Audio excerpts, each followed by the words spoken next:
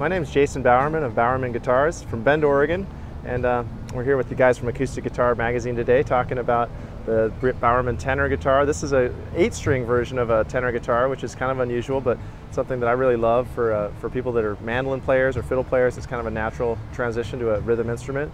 And it's also a great guitar for people that are recording in the studio, singer-songwriters that want a different inspiration, or something that maybe ghost tracks over the typical 6-string guitar part and changes the voicing. So you can play a lot of your familiar mandolin chords and get a completely different sound out of this guitar than you will with anything else that's out there.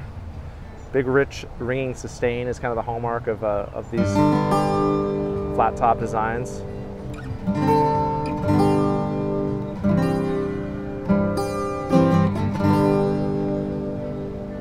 I build a lot of different styles of guitar, but I'm a big fan of tenor guitars, being a mandolin and fiddle player myself. And I do 4-string, 5-string, 8-string tenor guitars, and the 8-string has been something that's been really popular for me over the last couple of years, and a lot of players are finding it's a great way to kind of work into Celtic tunings and other things that they maybe have not explored in their 6-string wanderings over the years. A lot of tenor guitars are either strung like an octave mandolin these days. That's become more and more popular. Traditionally, they would have been strung Chicago, which is like the top 4 strings of a guitar. Players such as Ana DeFranco and Nico Case often will play with the Chicago tuning.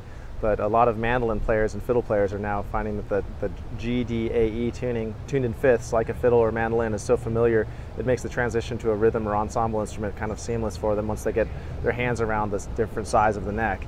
The 8-string is kind of special because you get the paired courses on the G and the D, and together have a really interesting phasiness to them and a very rich, kind of full, angelic voicing. Even on a simple open G chord, you can just hear that it rings and it has all this overtone content to it. So they're great as a backup rhythm instrument in a Celtic band, great for ghost tracking down on the recording, and great for singer-songwriters that are looking for something to kind of break themselves out of the normal boxes.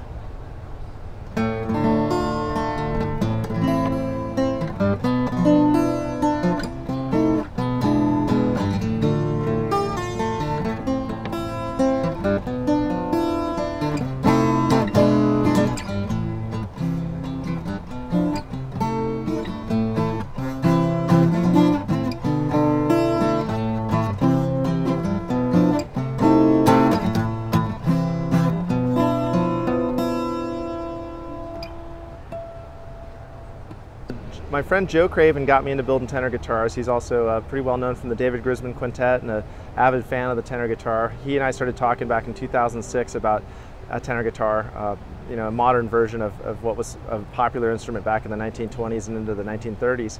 And so I built him the very first one that I did, as well as a couple of others, and had no idea the popularity of the instrument. At the time, I was employed at Breedlove Guitars, where I was fortunate to have learned most of my skill.